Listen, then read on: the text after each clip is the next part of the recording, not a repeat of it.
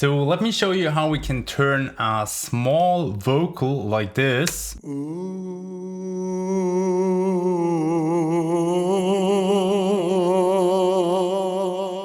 a psychedelic pad like this.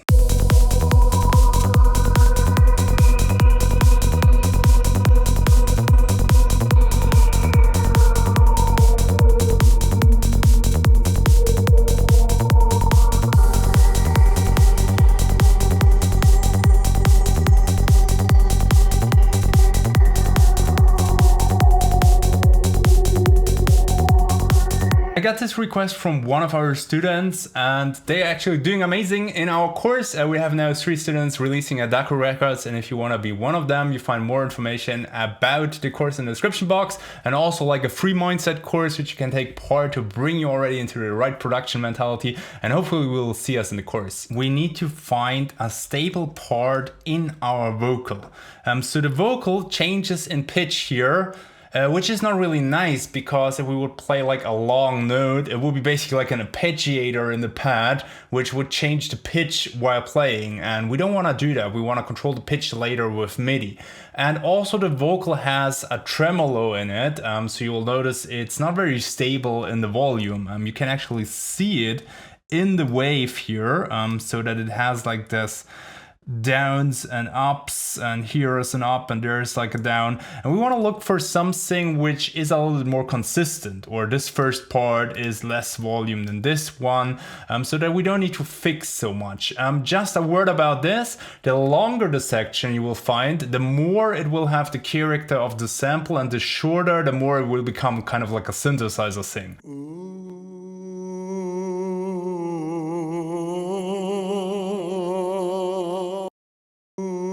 So this one is actually really nice here. So this part here, and I copied that over here. So that's a very stable part. What we will do is we will consolidate this in order to have just this part. If we're working with the Ableton Simple, you don't even need to do that. But if you want to try it in other simplers, for example in Serum, then you need to consolidate the sample first. So I will just go to the view here where you see the instruments. Because if you have that view, you can just drag the sample and drop it in here. Otherwise, it will always kind of like switch the tracks here. And once you have it in here, I pitch it down. And the reason for that is the sample is already in F sharp, and my track is in F sharp. And if you play at C3 the simpler, it will play the sample at the original pitch. And in that case, I don't want to play C3, because then I cannot use the highlighting in the piano roll. So I just kind of like pitch the MIDI so that an F sharp becomes a C. So if whenever we play like an F here, it becomes a C here in the input. So we can check that with a simple tuner here. So you see it's an F sharp. And what we need to do from here is we need to loop the sample. But we can hear that click, and it's not really nicely looping there. So what we want to do is we want to add some fade. And the fade is not doing something unless you change the loop here. And that's kind of like the, let's say, the most important step if you want to make this sample into a pad, that you have like a nicely looped section which already kind of like sounds continuous. If you don't have that, if it's jumping in pitch, if it's, I mean, the tremolo is still in there, but if it's too wildly different because of modulation, pitch or anything, then it won't work later. You need to have a really stable part, or you need to make it stable first. But that's kind of like the prerequisite. Once we have it in here, we can increase a little bit the attack so that whenever we start with the MIDI it takes a while, and we can also increase the release a bit so that it becomes more of a pad thing. So this is kind of like the overall envelope of the MIDI, like the beginning and the ending when we go out here. And from here we will fix that tremolo thing and make the pad really smooth. And we do that by putting a fucking big reverb into it. So just put like the biggest reverb you find in there and make it sound good. Sometimes you want to cut the highs a little bit to make that not kind of like too harsh in the highs. So let's check that.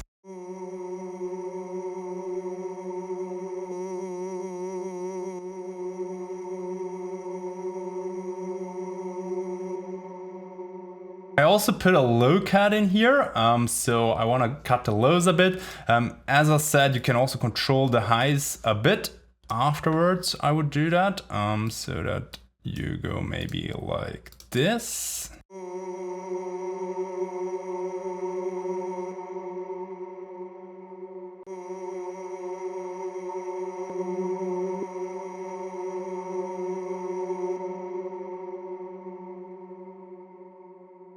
So then we have it nicely controlled, and we actually already have most of it.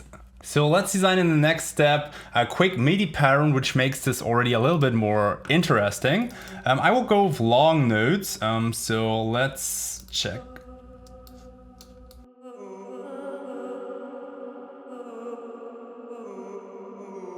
It can be something really simple like this.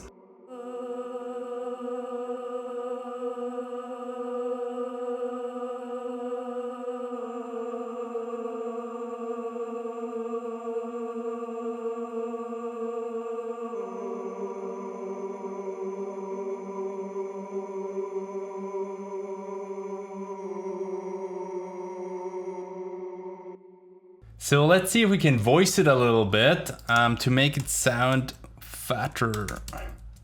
Let's select all of those and go an octave down.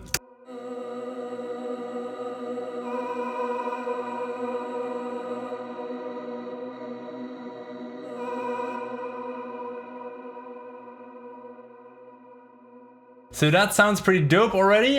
So now we have voiced it, we have a nice MIDI pattern. And the final thing we can do is we can complexify it a bit by adding some effects to make it more psychedelic. The comp filter is a really nice one. You can modulate that slowly over the pad.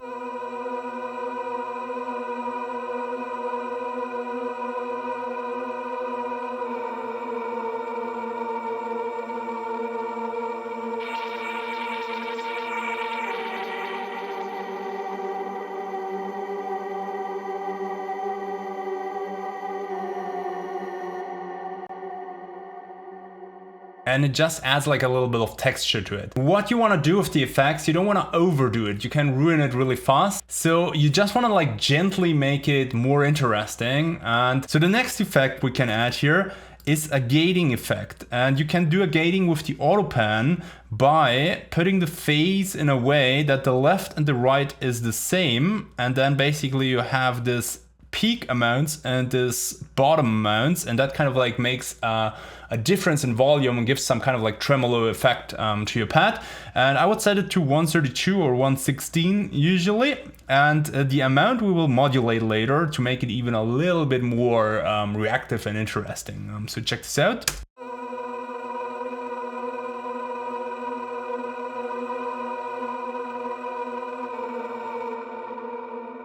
And you will notice it full when we go here and have an LFO modulating the amount here, which increases in depth, manually modulated here over 4 bars.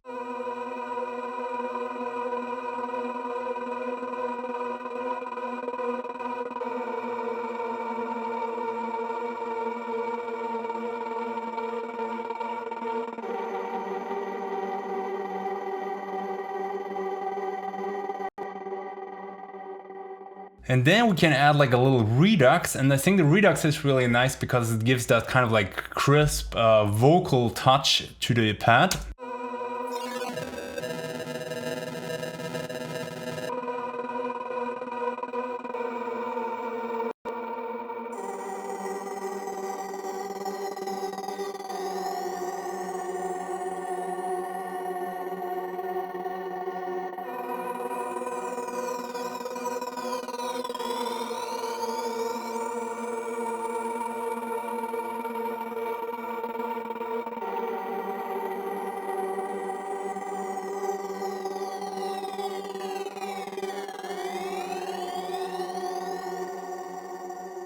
Just need to be a bit careful that it doesn't break in too much in volume or things, because otherwise you need to fix it later.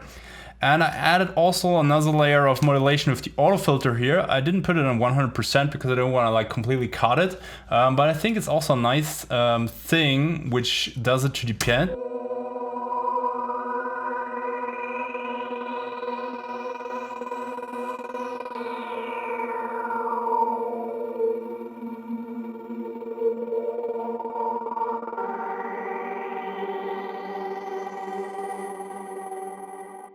And finally, we can delay it a bit out here.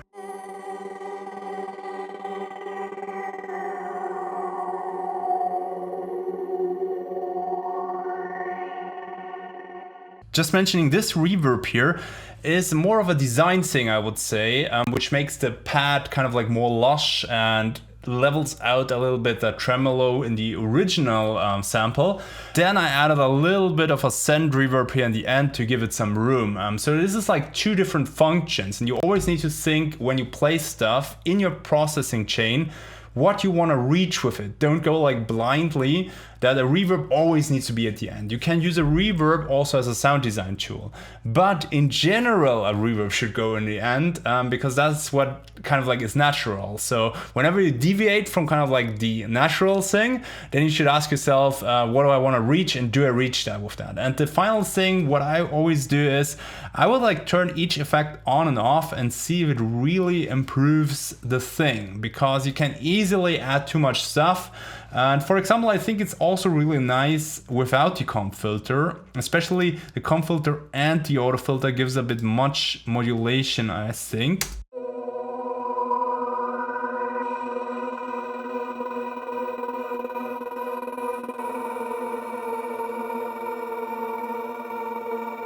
And here for the depth, we could also test if it's nicer if we move the point a little bit. Like this, for example, to make it maybe a bit more smooth ending, or like this.